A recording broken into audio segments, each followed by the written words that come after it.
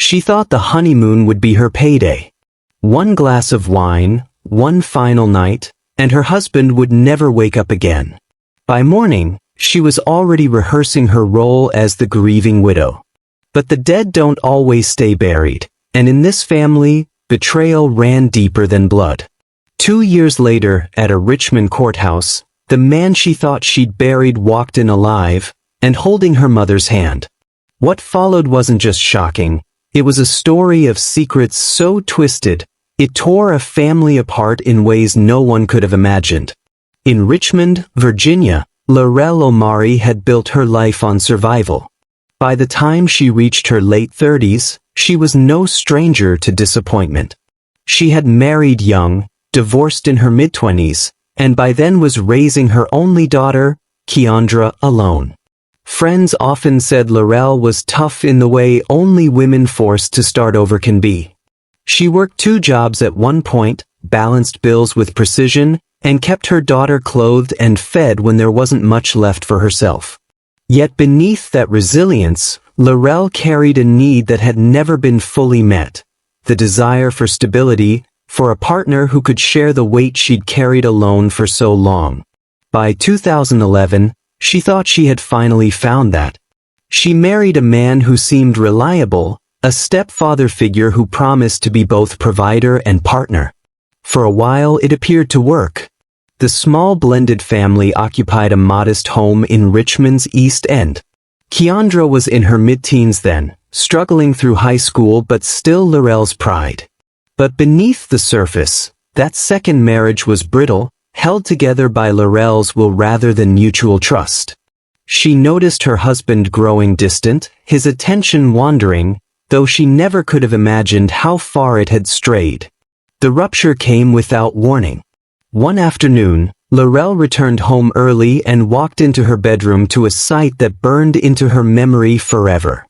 Her husband, the man she had trusted to help raise her daughter, was in a compromising position with Keandra, still just a teenager.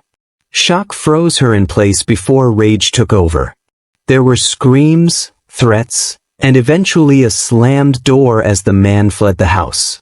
When pressed, Keandra sobbed that she had been manipulated, that he had pressured her, cornered her into something she never wanted. Laurel clung to that story at first. It was easier to believe her daughter was a victim than to imagine otherwise. Within weeks she filed for divorce, cutting ties with her husband and leaving the neighborhood whispers behind. But the story didn't end there. Over time, Laurel learned things that chipped away at her belief in Keandra's version. Conversations with neighbors, details that slipped in arguments, and eventually confessions from people too close to the situation suggested the relationship had not been coercion. It had been mutual. That revelation unsettled Laurel in ways she struggled to articulate.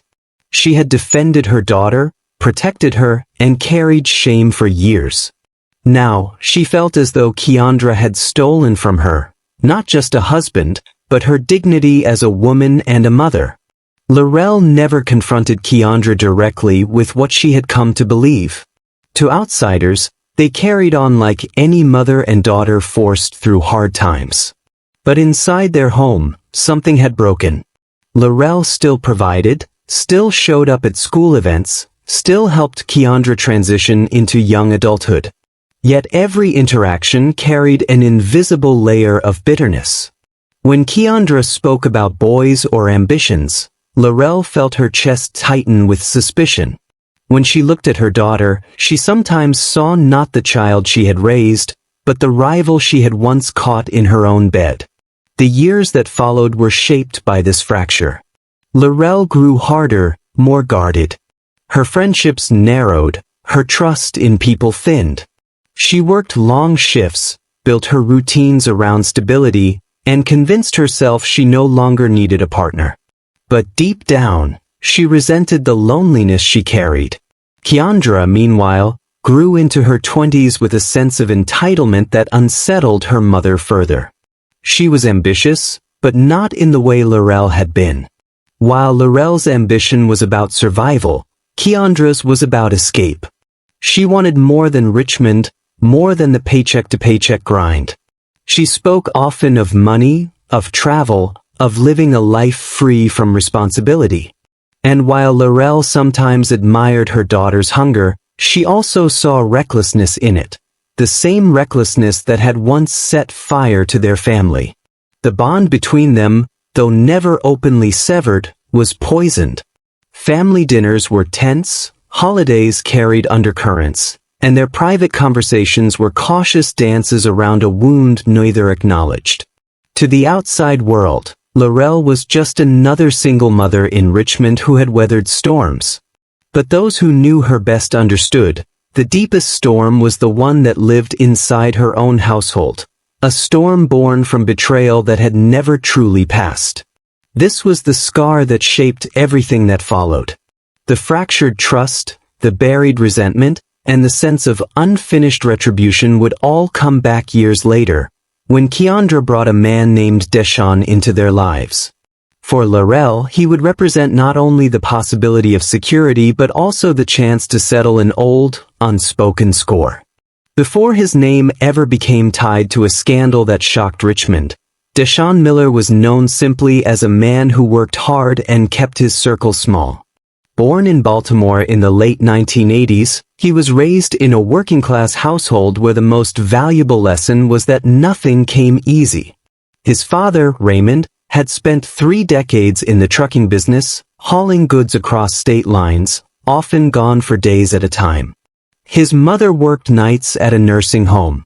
Deshawn grew up with the rhythm of responsibility drilled into him early. There were no shortcuts, no handouts, just the expectation that you did what needed to be done. When Deshawn was in his mid-20s, tragedy shifted his trajectory.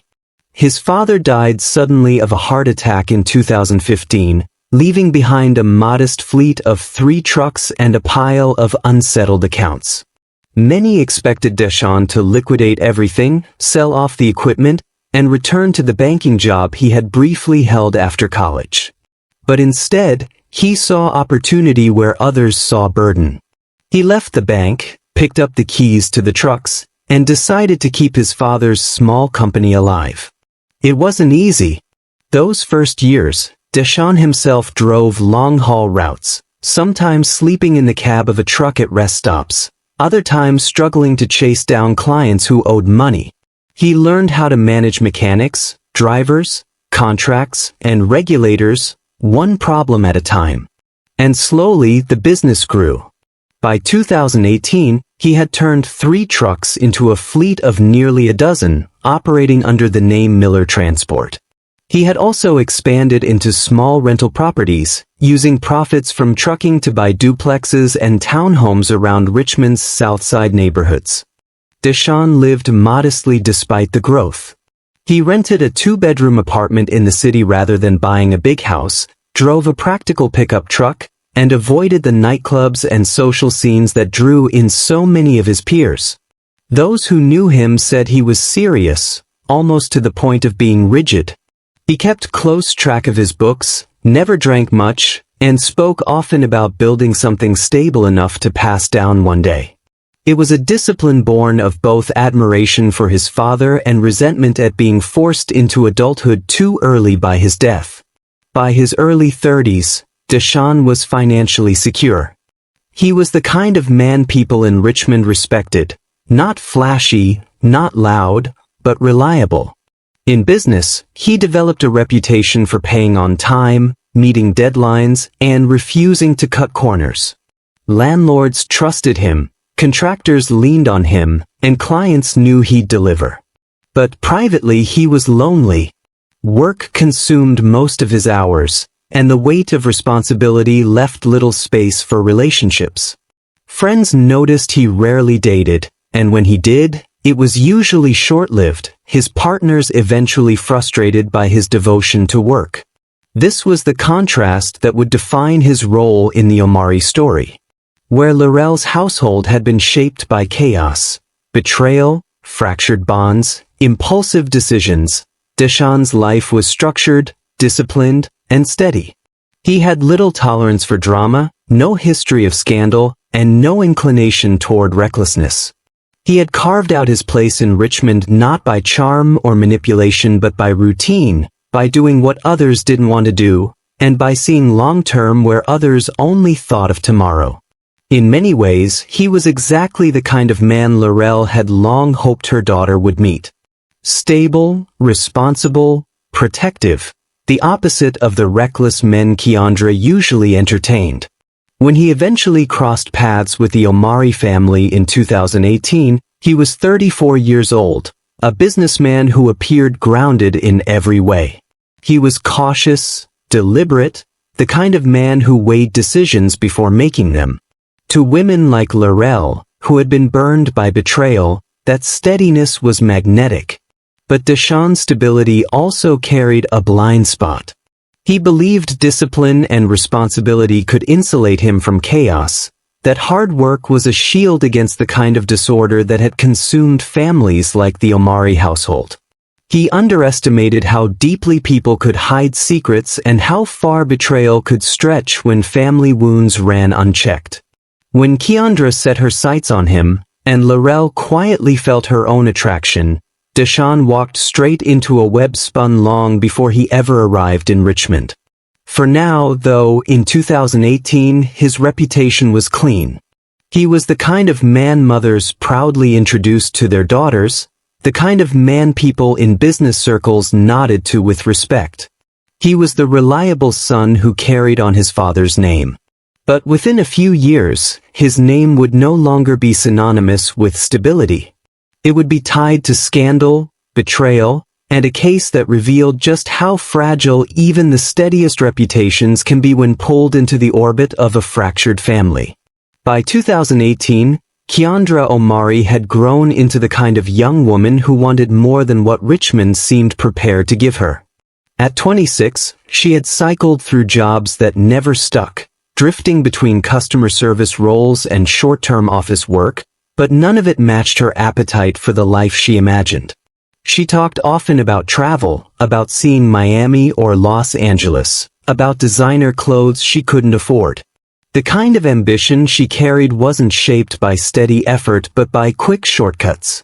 She was searching for a way out, and if it came through charm rather than discipline, she was willing to lean into it. That year, through a mutual acquaintance at a neighborhood gathering, she was introduced to Deshawn Miller. He was 34, noticeably older, and carried himself differently than the men Keandra usually entertained. Where they were playful and loose, Deshawn was measured. He spoke with certainty, stood with quiet authority, and had none of the showy habits she was used to in Richmond's social circles. He didn't brag, didn't flash cash, didn't try to win attention. But when he mentioned his trucking company and rental properties in passing, Keandra's ears sharpened. She studied him the way someone studies opportunity. Here was a man who had structure, money, and a reputation. He wasn't exciting in the way of the younger men she found herself drawn to, but he offered stability, the very thing she lacked. To her, Deshawn wasn't just a potential partner, he was a step toward the freedom she craved. If she married him, she could step into a life she hadn't earned but believed she deserved. From their first interactions, Keandra played her role carefully. She leaned into her youth, her energy, her ability to make him laugh. Deshawn, after years of loneliness and work consuming his days, was flattered. He saw in her a spark that his steady routines lacked. She was spontaneous, lively, the kind of partner who seemed to pull him into a different pace of life. What he didn't see, or chose not to see, was the calculation behind her attention. To him, her smiles seemed genuine. To her, every smile was strategy. When Keandra eventually brought Deshawn to meet her mother, the dynamics in the Omari household shifted instantly. Laurel noticed him the way only a woman who had endured years of disappointment could notice a man like that. He was polite, respectful, attentive. He asked about her day, spoke about his work, and carried himself with the quiet confidence of a man who knew where he was going. For Laurel, watching from across her living room, The contrast between Deshawn and the men she had endured in her own life was stark. Here was a man who represented the security she had once longed for and had never found. As Keandra and Deshawn's relationship deepened, Laurel found herself studying him with increasing interest. At first, she justified it as protective. She wanted to make sure her daughter wasn't rushing into something unstable. But beneath that pretense, her attraction grew in dangerous ways. She admired his discipline, his responsibility, the same traits she had spent years trying to instill in Keandra. And quietly she compared them. Where her daughter was reckless, Deshawn was cautious. Where her daughter lived in the moment, Deshawn planned for the future. The more she saw, the more she recognized that Deshawn was not just the kind of man she had always wanted for her daughter, he was the kind of man she had wanted for herself. The triangle formed quietly, without words spoken.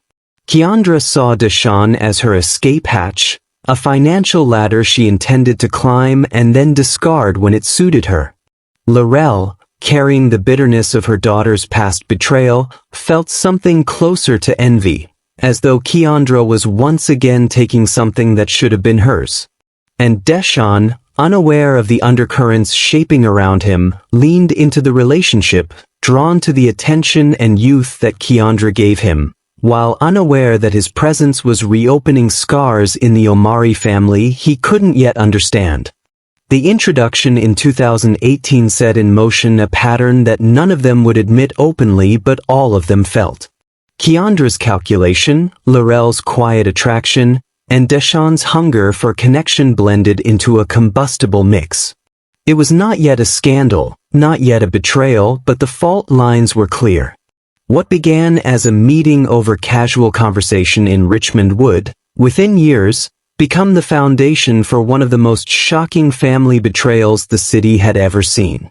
By 2019, what began as a calculated match between Keandra and Deshawn had already begun to show cracks beneath the surface. On paper, their relationship looked steady, a young woman preparing for engagement to a man with financial stability and discipline. But in the quiet spaces of their lives, in the hours before dinners, in the moments when Keandra wasn't around, another bond was forming, one that would become the hidden fuse behind the explosion to come. It started innocently enough. Deshawn, who often came by the Omari household to pick Keandra up or drop her off, found himself in conversation with Laurel while he waited. They spoke about ordinary things at first: work, the city, family. Laurel had a way of listening that disarmed him, a patience he wasn't used to. Unlike Keandra, who often seemed distracted or restless, Laurel asked him questions about his father, about his trucking business, about the sacrifices it had taken to get there. He felt understood in a way he hadn't expected. For Laurel, the attraction was immediate but complicated. She told herself it was just admiration for a man who represented everything she had once hoped for in her own life: responsibility, steadiness, reliability. But underneath that, another voice reminded her of the betrayal she had never forgiven. Years earlier, she had walked in on her daughter with her own husband, a wound that had festered in silence. Now, as she watched her daughter entertain Deshawn, she couldn't shake the feeling that history was repeating itself. Keandra was, once again, holding something she felt belonged to her. The affair began subtly. A hand on an arm held a moment too long. A lingering glance in the kitchen. Conversations that stretched longer than they should. Deshawn told himself it was harmless, that Laurel was simply someone who understood the weight he carried. But in truth, he was drawn to her maturity, her steadiness, the way she mirrored the discipline he valued in himself. She was closer to his age, closer to his rhythm, while Keandra seemed to pull further toward recklessness. What he rationalized as connection was, in fact, desire dressed up as understanding. By the spring of 2019, lines had been crossed. It happened during an evening when Keandra was out with friends, and Deshawn stopped by to drop off some paperwork. Laurel offered him a drink, and conversations stretched late into the night. Words blurred into touches, and touches blurred into something that couldn't be undone. The secrecy of it all added fuel to the fire. Both told themselves it was a one-time mistake, but mistakes of that kind rarely remain singular. The affair continued in fits and starts, always hidden, always unspoken in the light of day. They stole moments in Laurel's home, in the car, even in a rental property Deshawn managed on the south side. Each encounter deepened the deception under the surface of Keandra's engagement, creating a twisted foundation where betrayal wasn't just possible but inevitable. For Laurel, the relationship carried a vindictive edge. She didn't say it aloud, but in her mind, it was a kind of retribution. Her daughter had once crossed an unforgivable line with her stepfather, shattering the family. Now, she was crossing a line of her own, taking from her daughter in the same way she had once been taken from. It was a revenge that was both intimate and cruel, one that satisfied the bitterness she had carried for nearly a decade. For Deshawn, the justification was thinner. He convinced himself it wasn't betrayal but connection, that Laurel was simply the partner who understood him best, and that his relationship with Keandra was more about youth and excitement than depth. He compartmentalized, keeping his life neatly divided between the fiancée he paraded in public and the mother he hid in private. He didn't realize that what he thought he was controlling was, in reality, controlling him. This secret affair would become the hidden engine of the story. While Keandra plotted her own schemes with Tavares, and while Deshawn prepared for an engagement he thought was stable, the truth was that betrayal had already taken root in the most dangerous way possible. By the time a ring appeared on Keandra's finger, the family triangle was no longer hypothetical. It was real, it was active, and it was already tearing the foundation of their lives apart. While Deshawn believed he was building toward a stable marriage, Keandra was already living in two different worlds. On the surface, she was the fiancée of a respectable businessman, preparing for a future that promised security and comfort. But in private, she was entangled with a man who represented everything Deshawn was not. His name was Tavares Young, a 23-year-old with sharp edges and an appetite for risk that matched Keandra's own restless desires. Tavares had grown up in Richmond's North Side, drifting between short stints in community college and low-paying jobs that never lasted long. What he lacked in discipline, he made up for in bravado. He dressed in designer knockoffs, borrowed cars he couldn't afford, and spent hours in clubs where the nights blurred together in smoke and noise. Friends described him as reckless, always one move away from trouble. To Keandra, that recklessness wasn't a warning, it was a thrill. The affair began in 2019, just as her relationship with Deshawn was solidifying. Keandra met Tavares through a friend at a party, and from their first conversation, she was drawn to the freedom he embodied. Unlike Deshawn, who spoke of contracts, invoices, and long-term investments, Tavares spoke of fast money, quick trips, and the fantasy of leaving Richmond behind. He promised her excitement, a life of luxury that didn't depend on discipline or patience. It was exactly the kind of life she had always imagined but never had the means to pursue. In Tavares, Keandra found a mirror for her own hunger. He didn't want steady, he wanted big. Together, they fantasized about leaving the city, about Miami or Atlanta, about nights in penthouses and days without responsibility. But there was always one barrier: money. Tavares had none, and Keandra had little of her own. What she did have was access to Deshawn, a man with assets, businesses, and accounts that Tavares could only dream of touching. As their relationship deepened, Tavares began to press her. "Why waste years waiting on his crumbs?" he asked her once, "when everything he has could be yours right now?" Keandra didn't need much convincing. She had already begun to view her engagement to Deshawn not as a promise of love but as a transaction. In her mind, the marriage was simply a step toward control over his wealth. With Tavares whispering escape in her ear, that plan sharpened. The double life took form in small lies at first. Keandra would tell Deshawn she was working late, then meet Tavares for drinks. She used Deshawn's credit card to buy gifts for herself that she flaunted around Tavares as if they were spoils of her loyalty. She even brought Tavares to properties Deshawn managed, pretending they might one day be theirs. Each deception drew her further into a split existence. One foot in Deshawn's structured world, the other in Tavares's chaos. Psychologically, Keandra was feeding two hungers at once. Deshawn represented stability, the provider who would fund her future. Tavares represented escape, the thrill that kept her from drowning in the boredom she feared most. Together, they created a contradiction that could not last. For Deshawn, the danger was invisible.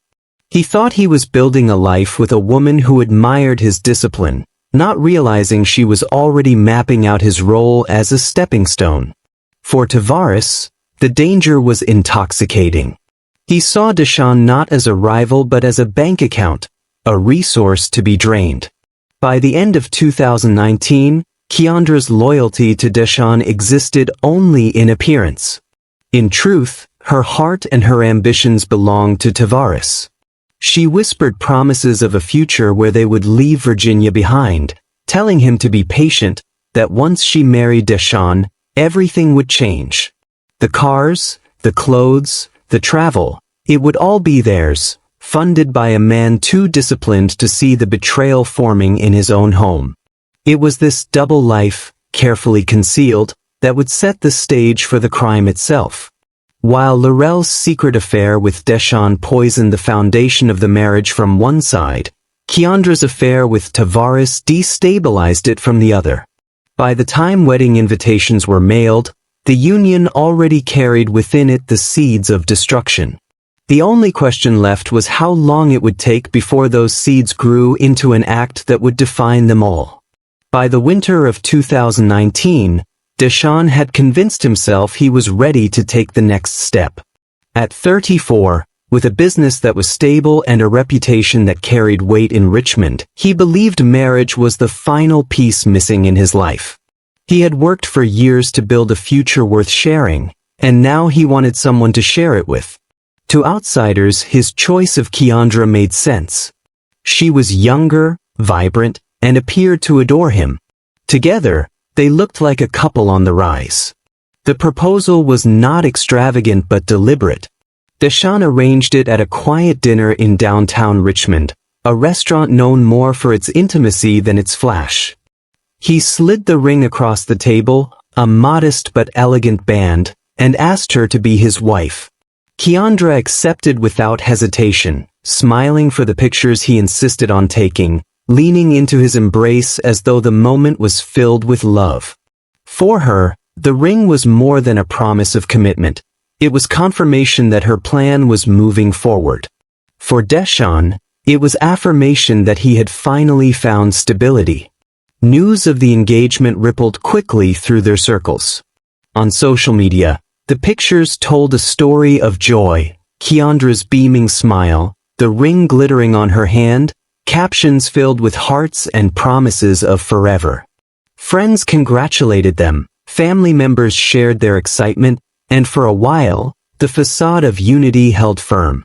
The Omari household, once fractured by betrayal and bitterness, now presented itself as a family on the mend. Laurel attended dinners, posed for photos, and played the role of supportive mother. To those looking in, it appeared that she was proud of the man her daughter was marrying. But behind the public images, the private reality was far more complicated. Laurel's affair with Deshawn had not ended. If anything, the engagement deepened the contradictions in their lives. Sitting across from her daughter at wedding planning meetings, Laurel was forced to hide her own intimacy with the man at the center of it all. Every dress fitting, every venue discussion, every toast carried an unspoken weight. Laurel knew more about her future son-in-law than any mother should. At the same time, She began to sense the direction of her daughter's true intentions. Keandra spoke loosely about money in ways that unsettled Laurel. She bragged to friends about what life would look like once she and Deshawn tied the knot, and the way she talked about his wealth, as though it were hers to spend freely, set off quiet alarms. Laurel, still harboring bitterness from the past, could not resist planting seeds of doubt. One evening, when Deshawn stopped by to discuss wedding finances, Laurel pulled him aside. She told him not to take everything at face value, that Keandra was ambitious in ways that sometimes ran ahead of her responsibilities. She didn't frame it as an accusation, only a warning, the kind a mother might give out of concern. But for Deshawn, already cautious by nature, the words lodged in his mind. He had always admired Laurel's maturity, and now, hearing her hint at Keandra's recklessness, he began to wonder. Still, the engagement moved forward. Dates were set, deposits made, and invitations discussed.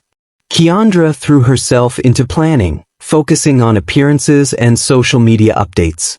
She wanted the image of a perfect wedding, even if her commitment to the marriage itself was hollow. Deshawn, though increasingly observant of her behavior, chose not to confront her directly. He told himself that every couple had flaws, that no one was perfect, and that love was about compromise. What he didn't realize was that the compromises he was making were not with an imperfect partner but with someone already planning her exit. By early 2020, the wedding was locked in. The Omari family played its part, showing up at gatherings, smiling for photos, projecting unity to friends and neighbors. Yet beneath every smile lay betrayal. A daughter preparing to marry for money, a mother hiding an affair with the groom, and a man convincing himself that suspicion could be ignored in the name of love. The engagement was not a step toward unity. It was the final layer of paint over a house already rotting from within, a house that would not stand once the storm arrived. The wedding took place in Richmond in February 2020, on a mild Saturday when the city was just shaking off the grayness of winter. The chosen venue was a banquet hall on the south side, not lavish but polished enough to impress guests. White drapes framed the walls, soft music drifted through the speakers, and tables were set with modest arrangements of lilies and roses. To anyone in attendance, it looked like the start of a beautiful union. Photographers moved between guests, capturing the smiles, the embraces, the raised glasses. On the surface, this was a story of love and new beginnings. But beneath the polished veneer, the fractures that had shaped the Omari family were on full display for those willing to look closer. Keandra wore her dress with practiced elegance, but inside she carried resentment. To her, the ceremony wasn't a celebration of love but a performance she had to endure to access the life she wanted. The vows, the prayers, the speeches, all of it was theater. She glanced at Deshawn with a practiced smile, but her mind was elsewhere, already calculating timelines and opportunities. She promised forever with her mouth while silently promising Tavares that this marriage would be temporary. Laurel sat in the front row, her face a mask of maternal pride for the cameras, but inside her emotions churned. She had helped her daughter pick out the dress, stood beside her during rehearsals, smiled during photographs, yet she knew the truth she could never say aloud. The man her daughter was marrying was also the man she had been secretly involved with for months. Every kiss at the altar, every declaration of love, cut against a private reality that made her stomach tighten. Watching Deshawn slip the ring onto Keandra's finger, Laurel felt less like a mother celebrating her daughter's milestone and more like a rival forced to applaud. Deshawn himself carried a quiet watchfulness through the day. He smiled, shook hands, and posed for pictures, but he hadn't forgotten Laurel's subtle warnings during the engagement. He noticed Keandra's distracted glances, the way she lit up more with her friends than with him. He told himself weddings were stressful, that nerves explained everything, but he tucked each observation away. In public he looked steady, but in private moments, when the cameras weren't aimed his way, his eyes seemed to search for cracks. And then there was Tavares, lingering at the edges of the event like a shadow no one wanted to acknowledge. He wasn't invited, but that didn't stop him from coming. He waited outside in the parking lot, leaning against a borrowed car, watching guests stream in and out. He had pressed Keandra to find a way to slip away, to give him some moment of acknowledgement even on her wedding day. She couldn't risk it, not openly, but the knowledge that he was close by thrilled her. To her, Tavares's presence wasn't a threat. It was proof that she was still in control, that no vow at the altar could erase the life she had promised him. The ceremony itself moved smoothly. Guests clapped, relatives cried, and the officiant declared them husband and wife. The reception followed, filled with dancing and toasts. Photographs captured Deshawn and Keandra cutting the cake, their arms linked, smiling for the room. The images would later be posted online, shared with friends and relatives who saw nothing but joy. But for those in the Omari family, each staged moment carried an undertone of secrecy and deceit. By the time the night ended, Keandra had played her part flawlessly. She kissed her husband for the crowd, embraced her mother, and thanked the guests with gracious words. But the mask never slipped. Laurel drove home uneasy, Deshawn retreated with his suspicions intact, and Tavares slipped away into the night, already planning what would come next. The wedding was meant to mark the beginning of a marriage, but in truth it marked the beginning of an unraveling. Every vow spoken in that Richmond banquet hall sat on a foundation riddled with betrayal. The cracks were hidden beneath flowers and smiles, but they were there, waiting for the right moment to split the surface wide open. 2 days after the wedding, Deshawn and Keandra left Richmond for their honeymoon in Asheville, North Carolina. It was Deshawn's choice, a quiet mountain town known for its winding roads, dense forests, and getaway cabins tucked deep into the Blue Ridge. He wanted privacy, space away from the city, and a chance to slow down after months of planning and pressure. For Keandra, the location felt less like romance and more like isolation. She had never cared for quiet places, preferring the energy of crowded streets and flashing lights. But she played her role, nodding and smiling, convincing him she was eager to begin their new life together. The cabin they rented sat off a gravel road, surrounded by tall pines that blocked much of the outside world. Inside, it was cozy but modest. A stone fireplace, a small kitchen, and wide windows that opened onto a deck overlooking the mountains. Deshawn had stocked the fridge with groceries on their first day, promising to cook dinners together and make their first week as husband and wife memorable. To him, this was the perfect beginning. Just the two of them, removed from distractions, ready to build intimacy. But for Keandra, each passing day only sharpened her sense of confinement. Away from Tavares, she felt restless. She texted him in secret whenever Deshawn stepped outside, reassuring him that everything was going according to plan.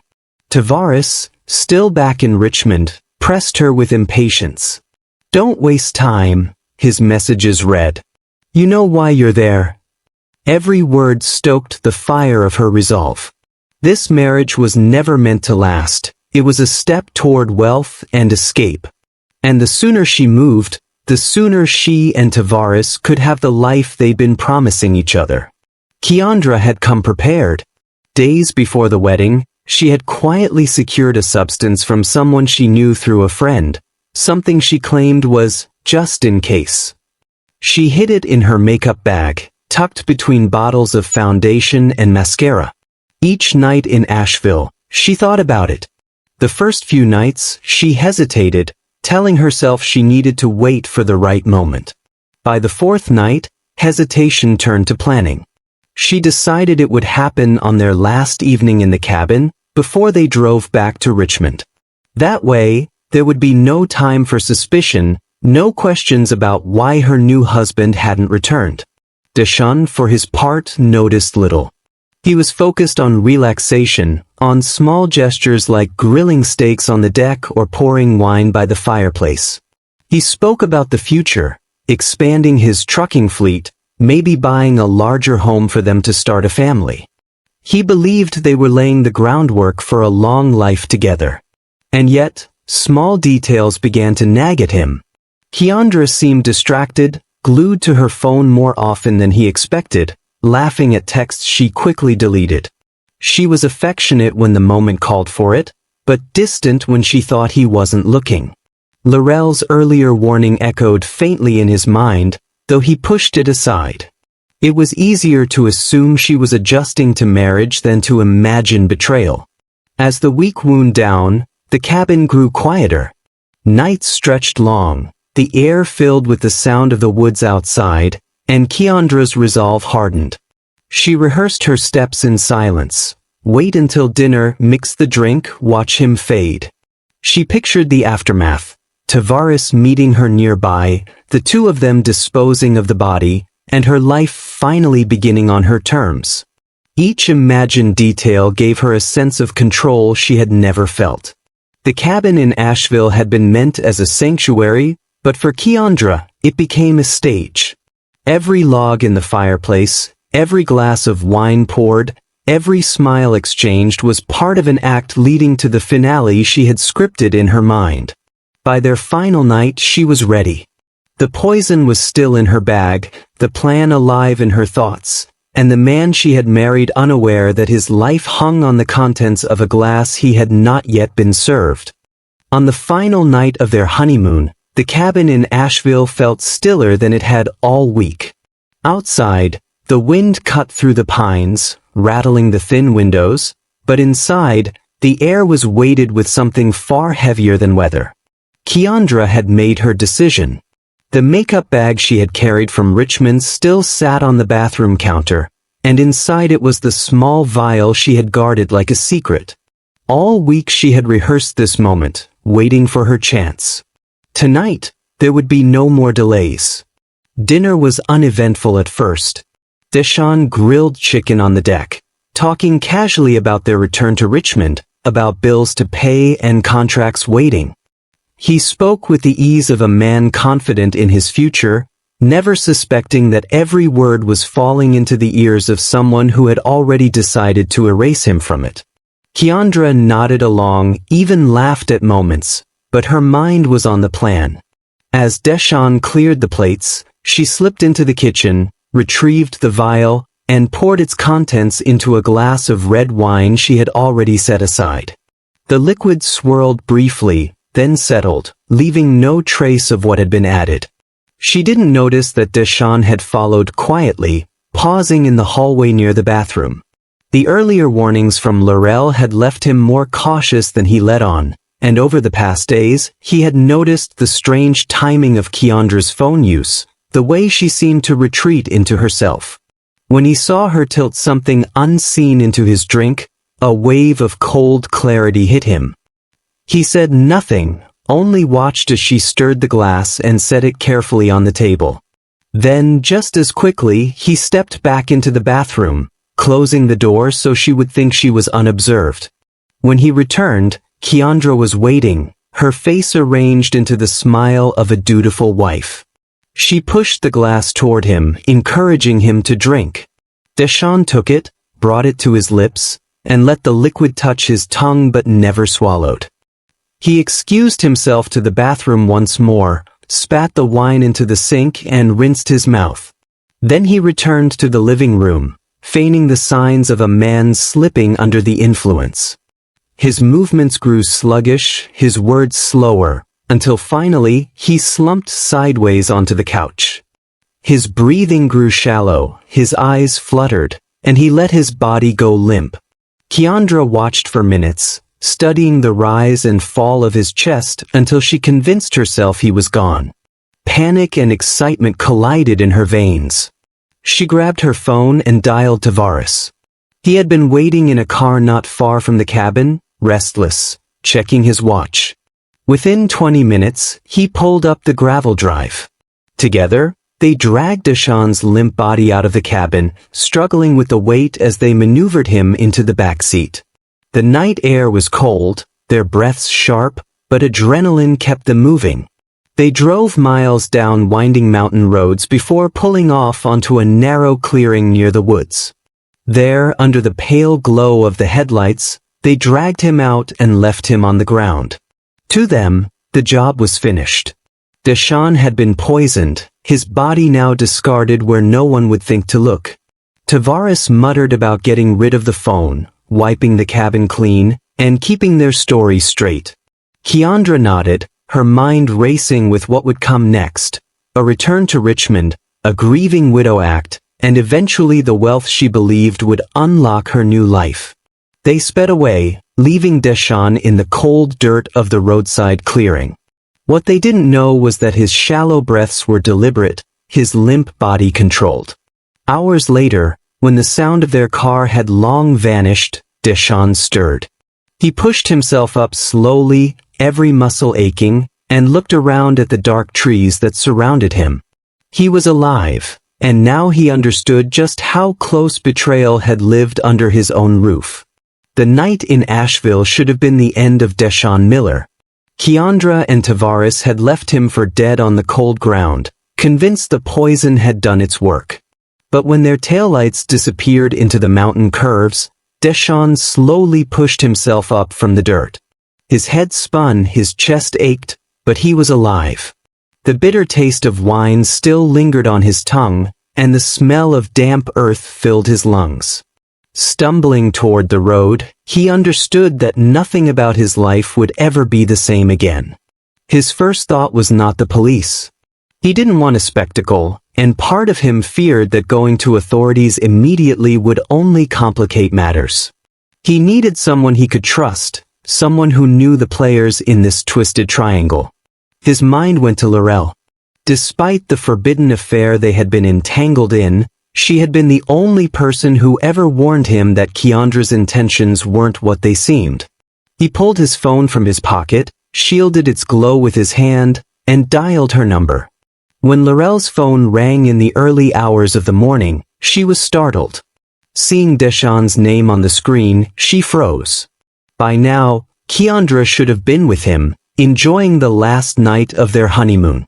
But when she answered, the voice she heard was not one of joy. It was weak, fractured, and urgent. "They tried to kill me," Deshawn said. His words tumbled out in short, ragged breaths. He told her about the poison drink, about watching Keandra pour something into his glass, about pretending to collapse. He described Tavares arriving, the drive into the woods, and being dumped like garbage. Laurel listened in silence, her chest tightening as the story unfolded. She told him to stay put, that she would come for him.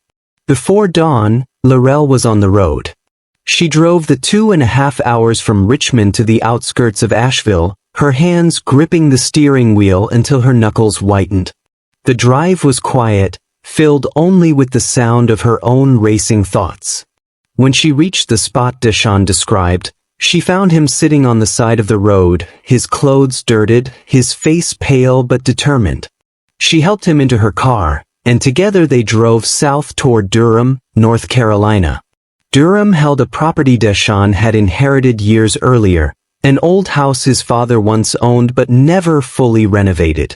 It sat empty, tucked away on a quiet street where few people came or went.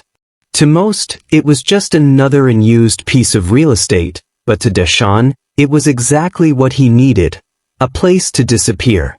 Laurel guided him inside, helped him settle, and promised to keep his secret. In the weeks that followed, the outside world assumed the worst. Keandra returned to Richmond, ready to begin her performance as the grieving newlywed. She told friends and family that Deshawn had gone missing during their honeymoon, that he must have wandered into the woods and never returned. She played her role convincingly, but the absence of a body left authorities with unanswered questions.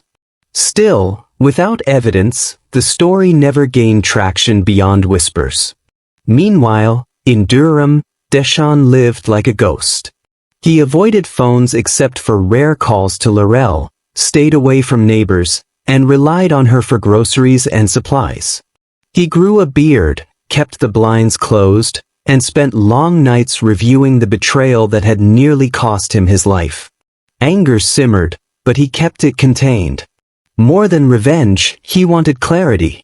He needed to rebuild quietly, to think strategically, and to ensure that when he did return, he would not be the one caught off guard.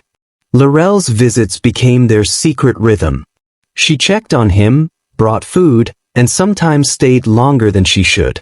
Their bond deepened in the isolation, but it was never simple.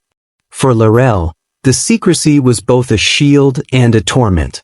She was hiding a man her daughter had tried to kill, a man she herself had been entangled with. For Deshawn, the time in Durham hardened his perspective. He had survived betrayal, and now he was living proof of it. As months turned into a year, the world moved on, but the truth remained buried. In Richmond, Keandra tried to push forward, frustrated by the lack of access to Deshawn's wealth. In Durham, Deshawn crafted a new identity, low-key and deliberate, waiting for the moment when silence would no longer serve him. The night he staggered from the woods was supposed to be his end. Instead, it became the beginning of his hidden life. A life built in shadows, sustained by secrecy, and preparing for a return that would shake the Omari family to its core. By late 2021, nearly 2 years had passed since Deshawn's disappearance in the mountains of North Carolina. In Richmond, whispers about him had grown faint, replaced by the usual churn of city life. For those who remembered, his absence was explained away as tragedy. A man who vanished on his honeymoon, leaving a grieving bride with questions no one could answer. Keandra leaned into that narrative. She presented herself as a widow, careful with her words but strategic in her posture. She spoke of Deshawn in past tense, attending community events in black dresses, sighing heavily when friends asked how she was coping. To her, it was all part of the performance. But beneath the veil of mourning, frustration gnawed at her. She had expected to inherit, to access his accounts, his properties, his assets. Instead, legal processes stalled. Banks demanded proof, life insurance companies refused to pay without a body, and lawyers reminded her that missing was not the same as dead. She pushed for answers, even hinted to officials that she was sure he would never return, but nothing moved. By the end of 2021, she was drowning in debt, Tavares pressing harder for money she couldn't provide, and her patience wearing thin. It was in this fragile state that she walked into a Richmond courthouse one Friday afternoon and saw the unthinkable. On the steps, dressed in a suit, stood Deshawn, alive, composed, and holding the hand of her mother, Laurel. They weren't hiding. They weren't disguising themselves. They were there for a reason that struck Keandra harder than any poison ever could. They were filing papers for their marriage license. The sight was surreal. The man she thought she had killed was not only alive but about to marry her mother. For a moment, she couldn't breathe.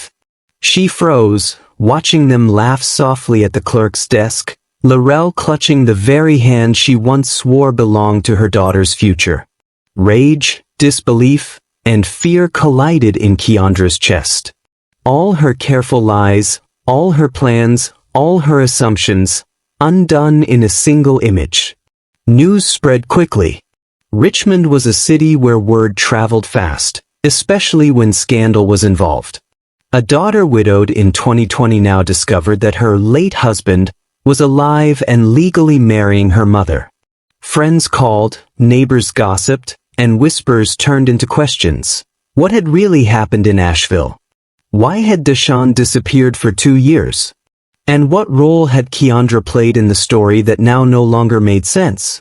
Keandra's shock turned quickly to panic. She demanded answers from Laurel, who met her fury with cold indifference. Laurel had played the dutiful mother long enough. Now, standing beside Deshawn, She carried herself not as a parent but as a woman who had claimed what she wanted. The bitterness she had swallowed since 2011, when Keandra betrayed her with her stepfather, had twisted into something darker. To her, this marriage was not just a union, it was retribution. For Deshawn, the decision to marry Laurel was calculated. He had spent nearly 2 years in hiding, rebuilding quietly, waiting for the right moment to re-enter the world. Marrying Laurel was more than affection, it was strategy. It gave him legal footing, solidified his return, and forced the truth into the open. If Keandra had thought she could erase him, she was about to learn the cost of her failure. The courthouse encounter triggered the unraveling. Authorities who had once filed his case as missing were now compelled to reopen the file. If Deshawn had been alive all this time, why had he vanished? What had really happened on that honeymoon? And why was his wife so quick to claim him dead without proof? Investigators began pulling records, interviewing witnesses, and piecing together a timeline that no longer fit the story Keandra had sold. What had been buried in silence for nearly 2 years was now out in the open. Keandra's facade of grief collapsed in an instant, replaced by suspicion that followed her everywhere. The image of her mother and her dead husband standing at a courthouse desk became the spark that set off an investigation, one that would drag every secret, every betrayal, and every hidden act into the light. The courthouse in downtown Richmond was crowded on the morning of Keandra Miller's trial. The case had already become notorious, not because of media frenzy but because of the shocking dynamics that filtered quietly through the community. A daughter accused of trying to kill her husband, a mother who later married the same man, and a lover whose recklessness had helped carry out the crime. Court officials prepared for what would become one of the most layered and uncomfortable trials they had seen in years. By the time proceedings began, the charges were clear: attempted murder and conspiracy to commit murder. Prosecutors laid out the story in stark detail.